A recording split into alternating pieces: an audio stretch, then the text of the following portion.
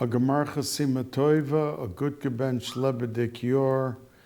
I am speaking to you Motzoi Tzom Gedalia, means Sunday night after the fast, and I hope that each and every one of you had a good fast, an easy fast. And I'm going to be speaking this evening, Be'ezus Hashem, about Yom Kippur, which is this Friday night and the Erev Yom Kippur of Friday. But before I begin, I just want to say one thing about Tzom Gedalia. Since today was Tzom Gedalia, we know that after the Churban Bais HaMikdash, the first Churban Bais HaMikdash, that Nebuchadnezzar and this Melech Ammon appointed Gedalia as their governor, like over the Jews. There was a small group of Jews who were given permission to remain in Eretz Yisrael and work the vineyards and the fields. And he was like their governor appointed by the king to administer and manage what had to happen. And there was a meeting in Mitzvah by one of the government officials, a guy named Yishmael, who killed Gedalia. And the Chachamim took it because it emptied out the little remaining Yishuv in Eretz Yisrael after the Churban. It wiped out all the remnants. There was like nobody in Eretz Yisrael. It remained desolate until they returned 70 years later and rebuilt the second Bais HaMikdash. And the Chacham saw it as a big tragedy for Klal Yisrael. And that's why they were Koveya, and in the Navi Zechariah it's referred to as the seventh fast day. And why is it seventh? Because there are not 7 fast days, but it's the seventh because it's in the 7th month. And really, Tzom Gedalia, some say it was even on Rosh Hashanah, but you couldn't fast Rosh Hashanah, so they made it the day after Rosh Hashanah. This year, because it was Shabbos, you can't fast Shabbos except for Yom Kippur. And Asar B'Tevis, if Asar B'Tevis were to come out on Shabbos, it can't according to our calendar. But if it were to come out on Shabbos, we would fast, because both Yom Kippur and Asar B'Tevis say Be'etzem Hayom Hazeh. That word Be'etzem means in the essence of the day. But Yom Kippur falls on Shabbos like it does this year. At the end of this week, we have Yom Kippur, and it's Shabbos. So there is a famous question asked, why in the world would the Chachamim have been Koveya, a fast day smack in the middle of Aseres Yemei Tshuva? The theme of the day today and this whole week is Tshuva. Aseres Yemei Tshuva, that people should find ways and vehicles and methods and effective avenues of how to do tshuva on our dibur, how we speak, what we speak, when we speak, our actions, what we do, what we don't do. So we're enveloped in an atmosphere of a theme of tshuva. And why? And the day of Tzom Gedalia really is the day of Avelis, meaning the fact that we fast because he was killed. It's like bringing Avelis into this. So how do these two things, which in a certain aspect are diametrically opposed, come into play, that they are both during that same period of time? And very quickly, I just want to say to you that some, and these are not Chachamim who said this from 500 or 1,000 years ago, a lot of them were contemporary, but it was a machshava that's worthy of being expressed and internalized, that if we didn't have Tzom Gedalia's fast established during Aseret Yemei Tshuva, then we could go from Churban Bais HaMikdash, which the first Bais HaMikdash stood 410 years. Then it was destroyed, and after 70 years of Golus Bavel, the second Bais HaMikdash was established for 420 years. So if you add up 410, 70, and 420, it would have been a 900-year period, which would have gone without people realizing the loss of what happened. Because if you take a look at the first Bais HaMikdash, it had the Aron Kodesh, which the second Bais HaMikdash did not have. It had the Urim V'Tumim, that every time they had a Shaila, a Klal Yisrael Shaila, what to do, they were able to ask, and they got the answer. It was like asking HaKadosh Baruch Hu, and he was answering through the so there were so many things that the first Bais HaMikdash had, and the second didn't. But we wouldn't look at it like a loss, because it would have been continual. And continual is something which carries the might and the strength of the backbone of Avodah. It means when a person davens, and he, let's say on Rosh Hashanah, decided this year he's going to learn 2 Mishnahs every single day. He went through the year, he hardly learned, but he's going to start off with 2 Mishnahs. The fact that he will learn every single day will give the strength to the commitment. But once he goes on vacation and he missed 4 days, it's never going to be the same again. He'll miss a day here, he'll miss as long as he never missed, there's a compelling force that propels him into the position of not missing a day. And the fact that we put the Avelis of Gedalia right in between when it happened, and it comes out by us, in between the first Bais HaMikdash and the second Bais in Aseret Yemei Tshuva, it strengthens that fact that we become aware of the loss of the first Bais HaMikdash and it was not continuous. And that's the reason that a Tana asked his Talmidim, Hilla Zoken, Rabbi Yochanan ben Zakkai asked his Talmidim which was the most important thing that the Torah writes. And one said Shema Yisrael. And we all agree that pasuk is a very distinctive pasuk. And then one said that V'yahavta l'reacha kamocha. And the third one said, as hakeves echad tasav v'boker, that we had the korban tamid every single day, the tamid shel shachar and tamid shel bein bayim, for mincha. And the Rebbe answered them and said, you know, I see that is the one that I choose. So why is that more important than Shema Yisrael? Or V'yahavta l'reacha kamocha, that's more international or popular as a theme for Klal Yisrael, which affects each and every Yid.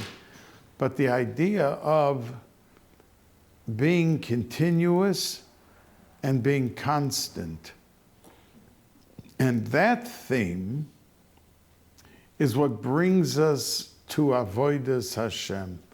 And that's the reason that we put Tzom Gedalia right smack in between, to realize the loss of the first Bais HaMikdash into the second, and to appreciate that which we had, and to cherish that which we had, and to be able to have it in a position of prominence that would bring home this message of continuity and never breaking the chain.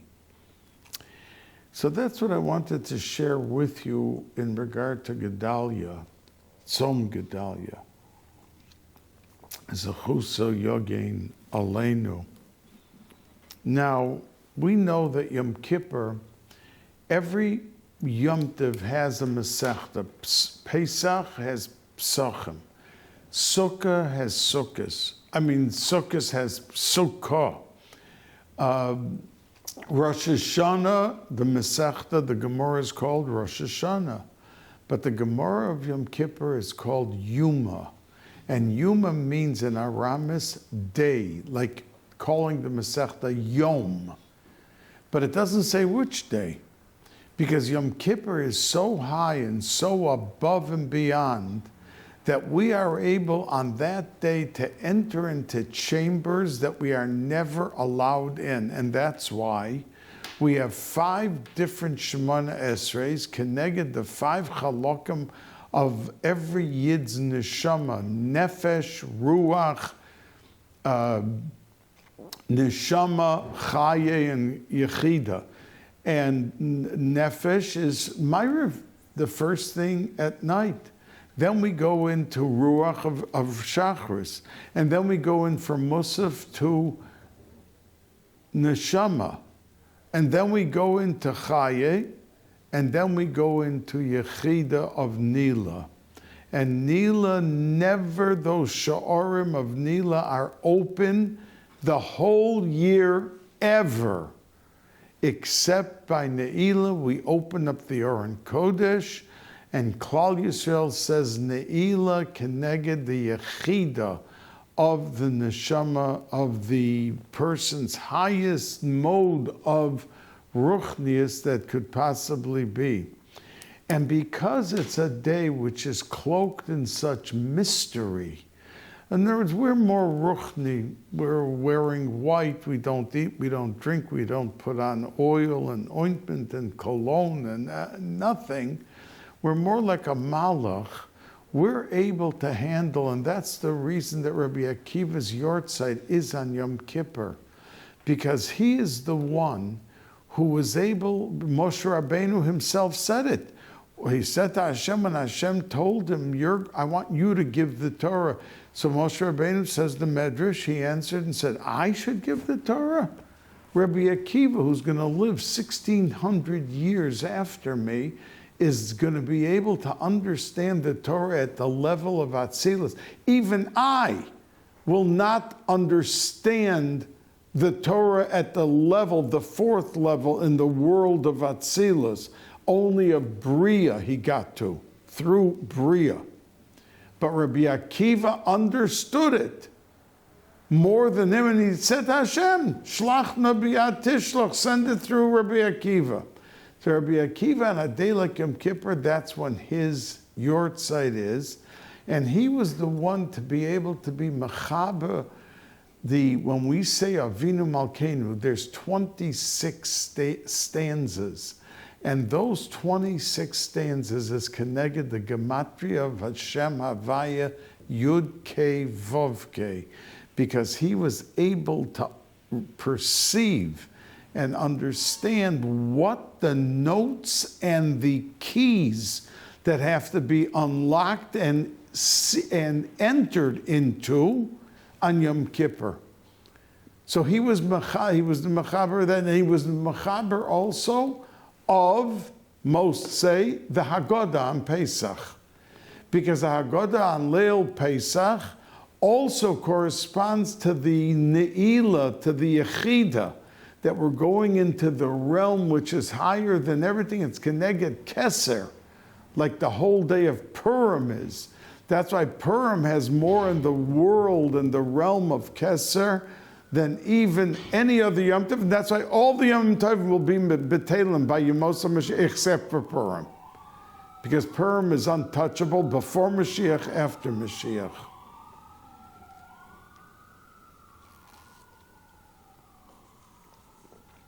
So that's why the Masechta about Yom Kippur is just called Yom. Because even the Malachim, have no idea where they are on that day. They can't be makatrig. They can't do their job. Those malachim who are created to pull down Klal Yisrael, they're not given any rishus to do anything. Because it's like no man's land. It's in the realm of being so high and so holy that we can't put our finger on any aspect of Yom Kippur. We just glide through the davening into one world, into the next world. And that's why it's really a royal opportunity. People who are busy looking at their clocks, another 6 hours. Tzaddikim loved Yom Kippur. There was like every single minute of Yom Kippur cherished and loved because it brought them into such lofty realms that they couldn't get to an entire year. And they were given an open door, red carpet welcome into these spheres. And they were able to bask in the glory of such dynamic aspects of Shamayim that they loved every second. They weren't busy looking at a clock. Oy Gewalt. You see, if a person was busy doing something he likes, if he won a contest and he was told that, you can go in, you told a lady, to pick the most expensive store and you can pick as long as you want, shoes and dresses and things. In the middle, she wouldn't say, well, I didn't eat breakfast and I'm getting a little hungry. She wouldn't even be thinking about the breakfast. And that's Yom Kippur. We shouldn't be, the Satan is so jealous and wants to get us out of Yom Kippur so fast that we're busy a half a day looking at, well, when is it already over with? 6 hours more to fast, 5 hours more to fast. When are we going to move on? Now, there is a question asked. The Torah asks this question, why isn't Yom Kippur why isn't Sukkot right after Pesach? And he answers, he says, because the Goyim would say, the Jews are not interested in the mitzvah of Sukkah, they're only going out, it's after, because Pesach, we're celebrating, we left Mitzrayim. But why do we have Sukkot? We have a Sukkah because we're celebrating the Ananei HaKavod, and some say it's the little huts that we lived in through the Midbar, and that it protected us. And it was the Ananei HaKavod, which the clouds above us didn't let the scorpions and the snakes and all of that come near Klal Yisrael because they were above us and protecting us, the Ananei HaKavod. And the Goyim would say, yeah, they're running out not to do a mitzvah, but they're running out because of the fact that they wanted the fresh air. And it's starting to get hot after Pesach, so they're going out for that. But another answer says the Bnei Yissaschar, that Moshe Rabbeinu, Parshas Yisro, went up, the Pesikta says that Moshe Rabbeinu went up to Shamayim, and it's in Parshas Yisro, and at the beginning of Parshas Yisro, the Pasuk says that Moshe Rabbeinu, it's the introduction, the first discussion about the sons of Moshe, his two sons, that the Pasuk says, Asher Shem Ho'achas Gershon, Ki Amar Ger Ho'yisi Be'eretz Nachriya. That the first son was named Gershon because of the whole story of Mitzrayim and being in there and then out, and that represents Gershon. But then the next pasuk comes and says, Asher Shem Ha'echad Eliezer. His second son's name was Eliezer. Now Eliezer, we know, was a second son. So why does the pasuk asks the Pesikta? Say Shem Ha'echad Eliezer. You just got done saying the first one's name was Gershon. So now it should say V'Shem Hasheni. The second son was Eliezer. Why does it say V'Shem Ha'echad Eliezer? So the Psikta answers and says that Moshe Rabbeinu, when he went into Shemayim, he heard HaKadosh Baruch Hu say, and the Psikta quotes it, Eliezer b'ni Omer Para bas Shtayim. He heard Rabbi Eliezer Breb Hyrcanus, and HaKadosh Baruch Hu loved him very dearly, and he was the greatest of the great. He was the Rebbe of Rabbi Akiva, and he was saying over the halacha that a para aduma had to have 2 hairs black to disqualify it, which means you see para aduma, the red heifer, and we had 9 of them, and we'll have the 10th.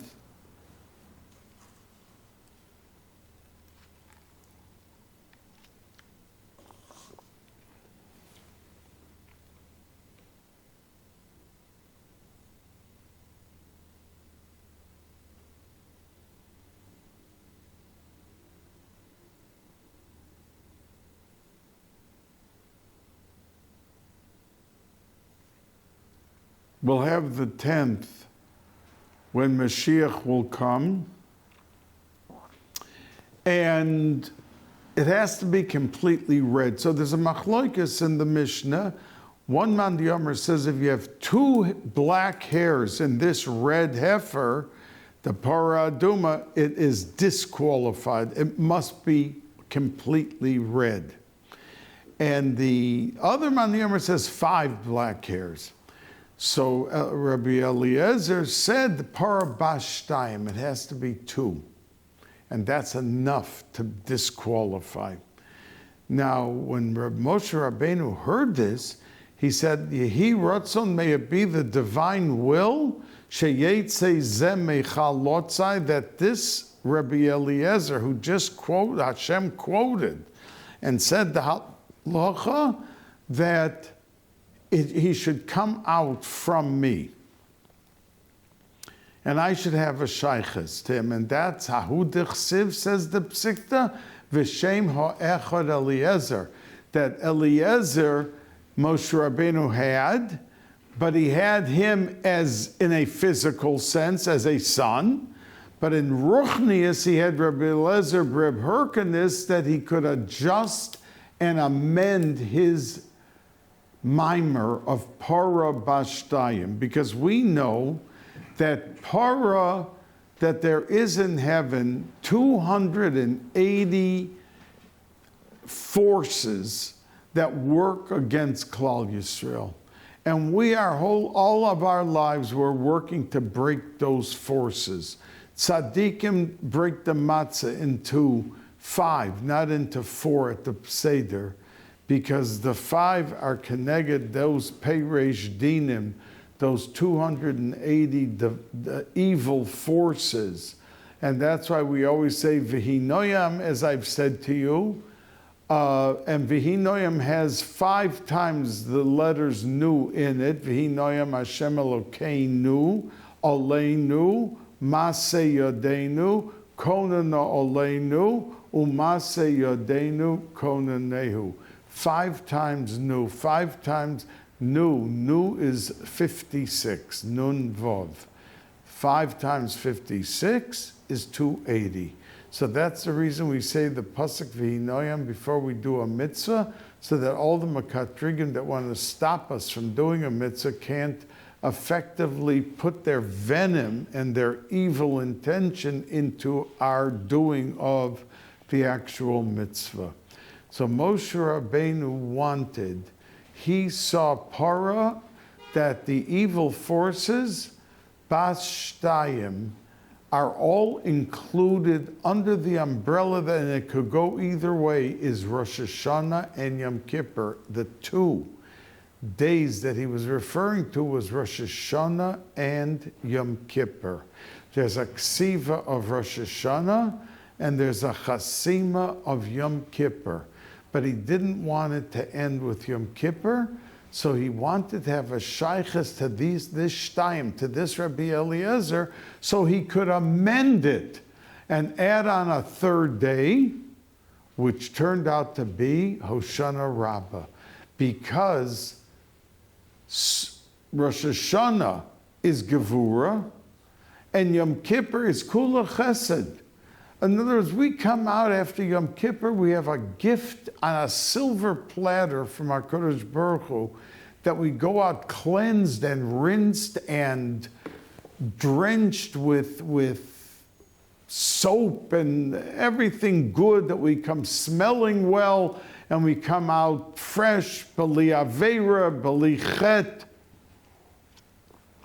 How does that happen? Because of the simcha after Yom Kippur. And that's why those days are so important. And as I've said to you, tzaddikim used to give gewaltige hope and bracha to people who came to them to be helped. And they asked them, how was your simcha last Sukkot? And I would always tell you that the Vilna Gaon said his hardest mitzvah in his lifetime was Simcha and Sukkot, because it has a component of 7 days a week and 24 hours a day. And he said that was his hardest, to not leave the oilam, the abode of Simcha, all 7 days of the of Sukkot, the 24 hours in each and every day. So Moshe Rabbeinu succeeded, because when the Gemara says Hoisif Yom Echad Midaito, it's going on Shavuos. HaKadosh Baruch Hu said to Moshe Rabbeinu, go down and tell the Jews to prepare for Kabbalas HaTorah, the receiving of the Torah, 2 days. 2 days. And Moshe Rabbeinu came to the Yidden and said, you're to prepare for 3 days. Hashem didn't tell him 3 days. And the Gemara says that Hashem was very happy that he changed what he had instructed him. And that's the simple meaning, that there was the Shloishes Yemei Hagbala, a 3rd day added to the 2 days of preparation to receive the Torah. But Al Pi Kabbalah, it's referring to, the Pshat is, of course, talking about Shloishes Yemei Hagbala and the receiving of the Torah. But Al Pi Kabbalah, the deeper meaning is that he was referring to the 3rd day, Rosh Hashanah Yom Kippur, and then Hoshana Rabbah. That there should be included that when they write on Rosh Hashanah in heaven what's going to be with every Yid, which is the day of Gevurah, and we just had it 2 days ago and 3 days ago. We had Rosh Hashanah, and every single Yid got their destiny for the year, what's going to be with them, and we hope and we are sure that Baruch Hashem, Be'ezras Hashem, Klal Yisrael was zoicha to very special, unique opportunities of Geula via Yeshua.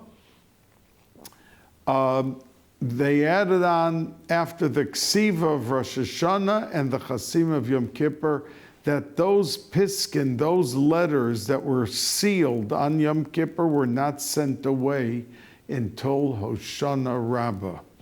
And we're going to be speaking more about it. In other words, this week I'm speaking about Yom Kippur. And next week, I hope, as Hashem, after Yom Kippur, before Sukkot, to speak about Sukkot. And if the Rebbeinu Shalom gives me the time and ability to do it, I will on Chol HaMoed speak about Hoshana Rabbah, Shmini Atzeres, and Simchas Torah, which are in a realm of their own, and probably Parshas Bereshis, because it's right after Simchas Torah. We'll have the next day, Shabbos Bereshis, and I have no time after Yontif. There's no time in between to speak about it. So I hope, as is Hashem, that I should be able to share with you something that I would hope is worthy of the time, and that it is useful in your daily lives, and that we can learn from and grow from. But the idea of why Sukkot, which should have been right after Pesach, because that's when we began enjoying the Sukkot, So I gave you the teretz of the Torah, but according to the Bnei Yissaschar and the Arizal of what I just told you, that all of this comes after Sukkot has to be linked to Rosh Hashanah and Yom Kippur, and that it follows up because it's a pending. In other words, if you have envelopes that were written on Rosh Hashanah and sealed on Yom Kippur, but you didn't mail them, it didn't go anywhere. And you could just open the envelope and tear it up and make it better and better and better. So that's why we wish people a good kvittel, piska toiva, because that's what we're talking about, those kvittlach that are sitting by HaKadosh Baruch Hu and that were never finalized and sent, even though they were sealed, but they're still there. And that's why Sukkot had to come after Yom Kippur. Now there is another famous question that is asked. Why is it that we don't have Yom Kippur before Rosh Hashanah? In other words, Yom Kippur is a day of cleansing, kapara. And it's a Yom Tiv. If we see someone on the street Yom Kippur, we could say Gemar Chasima Tova, but the Gemara already is happening, or already happened right on Yom Kippur. And it's cleansing. Rosh Hashanah is a day of din, that we're really being judged and looked at. How did you behave the year before? So wouldn't we rather be clean if we're going to be judged and looked at? In other words, if someone's coming to your house, a very choshev person, a Talmud Chacham, so the person may go to the mikveh before, may take a shower, wants to be presentable and nice and that. So why don't we have Yom Kippur before Rosh Hashanah? So the answer a lot of tzaddikim said is because we are human beings. And a human being still has trends and postures which reflect humanity. And what do I mean by that? When a person is put into a state of mind that he feels so comfortable, in words, let's say a person is struggling to pay his gas bill, his electric bill, and then suddenly an aunt that he didn't even know had any money leaves him $3 million. So unless the guy blows all the money in one day or something, he should have enough money the rest of his life to at least pay the electric bill and thing, that which for 50 years he was busy looking for the money. For the basics, he shouldn't have to look for the money. And he has to be appreciative that HaKadosh Baruch Hu made his life a lot easier. But sometimes a person puts on those shoes, so to speak, and he becomes very comfortable. Because, you know, I remember how much I appreciated. I got in the $216 for the gas bill that I was worried about the whole month. How am I going to pay it, and how are they going to turn off my gas? And now he doesn't have to even think about it. So he can become a little complacent and sometimes not fully appreciate and come through the process with that dedication and appreciation that he should have. If we were to give Yom Kippur before, and the guy knows, listen, what do I have to be so afraid about Yom Hadin and what's going to be, and beg HaKadosh Baruch Hu in my Tillim, my davening, by Takiyah Shofar for all of the things I need. I'm clean already. Why shouldn't I get it? I mean, if everything was wiped clean and the slate is nowhere to go except for all of that goodness, so what am I so worried about? Because even though Yom Kippur is a day of chesed, but it's a day of kapara, and it's a day of mechila, and it's a day of slicha. And we as human beings would be too comfortable having been cleansed completely when we go into Rosh Hashanah. So Rosh Hashanah, with the fear of Rosh Hashanah, had to happen first, even though we're coming in not clean.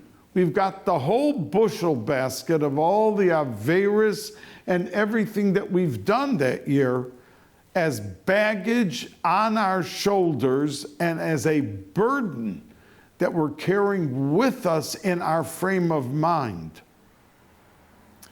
So that's why we have Rosh Hashanah first, and then we have Yom Kippur. Now, I want to say to you that when we come into Yom Kippur, the whole world, it was like put into the fear of heaven into their bones with Kol Nidre. And the essence of Kol Nidre really is that we say to HaKadosh Baruch Hu that every promise or every commitment that I made and I said I'm doing this, we have to clean the slate before we can go into Yom Kippur. And not only that, but it's with the full dramatics. We take out 2 Sifrei Torah, which we never do. And we walk around the shul, people kiss the Sefer Torah, and then the 2 people carrying, each one carrying the Sefer Torah, stands next to the Chazan and he says Kol Nidre. There's no other tefillah that we do that. Even Akdamis on Shavuos, which has all the secrets of Yemei HaMashiach, Tchias HaMesim, and Olam Haba, incorporated into the secret codes of Akdamis. We take out the Sefer Torah and we put it on the bima, and then we lay an Akdamis in front of the Sefer Torah, but we don't take out 2 Sifrei Torah and we don't walk around the shul with it. But for Kol Nidre we do. Because Kol Nidre is the key that opens up with all its notches, because our dibur is so powerful that until we say kulam yahem betelem uvutolem, all of these things, that we can't come into the day of Yom Kippur without making the slate clean in regard to our dibur. Now, of course, we have the 39 al-chetz that we say throughout, and we go through Yom Kippur cleansing. That's the washing and the cleaning and the cleansing and all of that process. But we're worried about the promise. You know, I always said to the children in school, don't say I promise you, or don't say I swear to you. A swear is much worse, because the Gemara even says that somebody made a shvu and it wasn't perfectly right. They brought him into Bezdin, they turned out the candles black, and they dressed him black, and they warned him, and many people left the Bezdin, ending up swearing falsely and dropped dead right outside the Bezdin. That was the power of Shavua that could carry a person into the worst of worst or the best of best. And that's the reason that our dibur, many people have a minig, not to say a hesped by a levaya.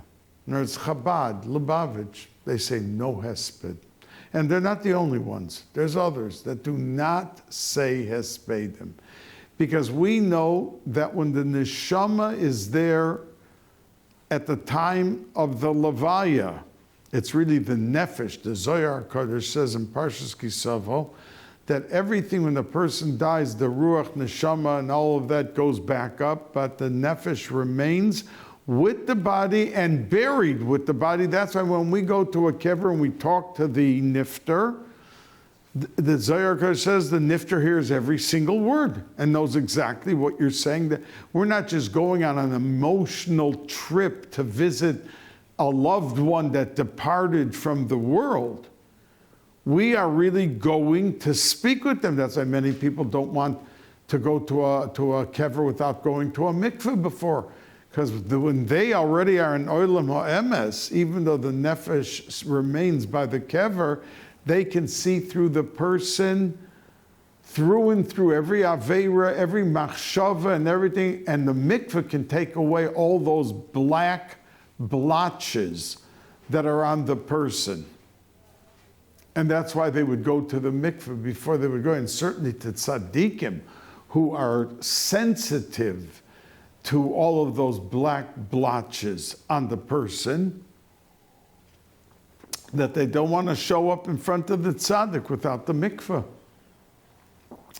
But we are able to, on Yom Kippur, and that's why everyone does HaToras Nedorim, it's all with, special uniqueness to get that off of our slate. And then we can come into Yom Kippur.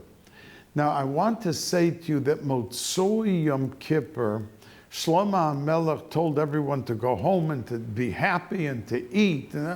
And we have Seudos, and I've mentioned it to you, on Motzoi Yom Kippur. You see, the 4 days between Yom Kippur and Sukkot are Keneged the Shem Havaya, and the Motzoi Yom Kippur, which is the Yud, the first day after Yom Kippur,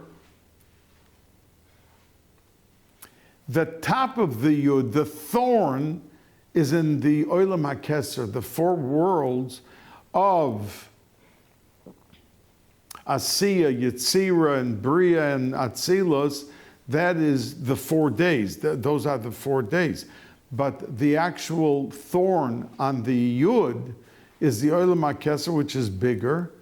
And that, say all the Kabbalah Sfarim that you're supposed to go and make a Suda, means you can be very knocked out from Yom Kippur, you can be very tired, but you have to push yourself, because that is a time to grab the opportunity and have a Suda with candles, with washing, and you're supposed to have a regular Suda, fish and flesh and, the meats and that, and eat less of each thing if you don't have the koyach or you just fasted the whole day. But it ushers in, you get on the other side of the fence. And that was the reason that when Moshe Rabbeinu came down from the mountain with the Slicha, Mechila, and Kapora for Klal Yisrael, Vayehi mimocharas vayeshev Moshe lishpot es ha'am. That was a day opportune for him to be able to set straight so many inyonim in Klal Yisrael that needed addressing, and that was the day that the tzivui to make the Mishkan, that HaKadosh Baruch Hu would have Asharas Shechina in Klal Yisrael. That was the day, the first day after Yom Kippur, Keneged the Shem Havaya. But it all begins with the Motzoi Yom Kippur. And we know that the Akedah, it says, according to many, the Akedah was on Yom Kippur. Now, during those days after, when he finished the Akedah, he went back home, it was almost Erev Sukkot. And he hears that Sari Imenu was nifter, and he had to bury her. This whole story with Ephron and with Sari Imenu being nifter took place after the Akedah and right before Sukkot. We know that in Sukkot is a day that if a person's sitting Shiva, that it patters the whole Shiva when you come into the regel, you come into Sukkot.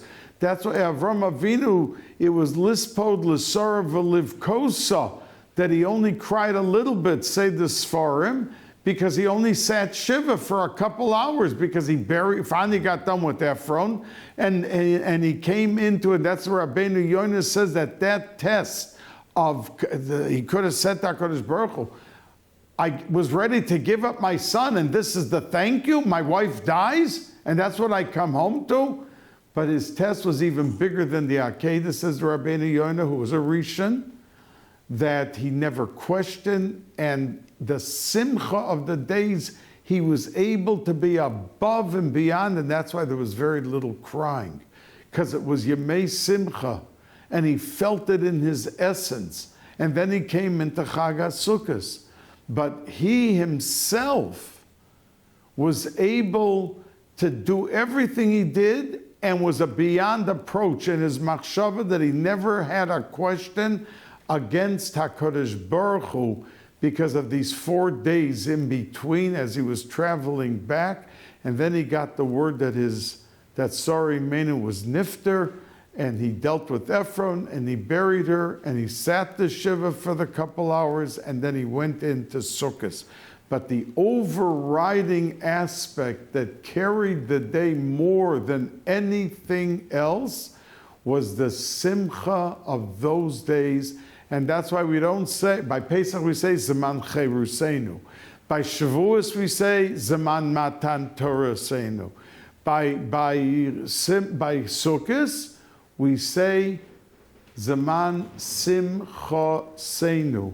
And every person this week should use and avail himself of the opportunity of the tshuva that is a gift on a silver platter after doing so many things with our Dibur, Machshava, and our Maisa that should not make our Kodesh Baruch Hu happy. But like I said to you, Chanan Hamar Belisloach, the Balatanya says we say 3 times a day Hashem's name in a bracha, Hashem's name, because HaKadosh Baruch Hu could, after afilu elef pa'amim, the 1,000th time you do the Avera, that when you really have a drop of remorse in sincerity, that you can pull yourself into the realm of tshuva, and that you are able to thrive with it, and that's how we go through our lives.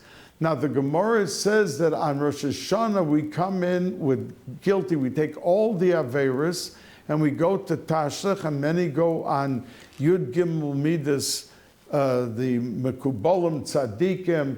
That's this coming Thursday. They go to Tashlech to throw all the Averis in. But on Yom Kippur, those Averis, the Gemara says that if you do tshuva, that starts off with all the Averis are mazid, and we throw it into the water on Rosh Hashanah. Then we come to Yom Kippur, they become a step higher. Their Averis, which is tshuva meira, they become shoigig, unintentional. Then we go into the realm of simcha, they become mitzvahs. So we go back after Sukkot to the water to take out the water for the mayim shalonu and bake our matzahs with that water, where all the Averis were thrown into, because we started off with those Averis, very ugly Averis, mezidim, guilty, purposeful, intentional Averis, and then we elevated it on Yom Kippur to shoigagim, to unintentional Averis. And then in the simcha of Sukkot, we brought them up to the level, all those original terrible of it, into mitzvahs. Someone does tshuva, may ahava, and ava and simcha are synonymous, that you are able to elevate them to be a bushel basket of beautiful mitzvahs. The Rabban Shalom should help that we should do a tshuva shalema on Yom Kippur, and that we should be able, together with our families, bask in the luster of all the divine gifts given to us by the Rabban Shalom for the entire year, with the schus of having transformed our Averis into shoigagim, and then we come into simcha of the days of Yom Kippur, Motzoi Yom Kippur, into those days, and then into Sukkot, which put us into the realm of mitzvahs and schusim for Gans Klal Yisrael, a Gemar Chasima Toiva.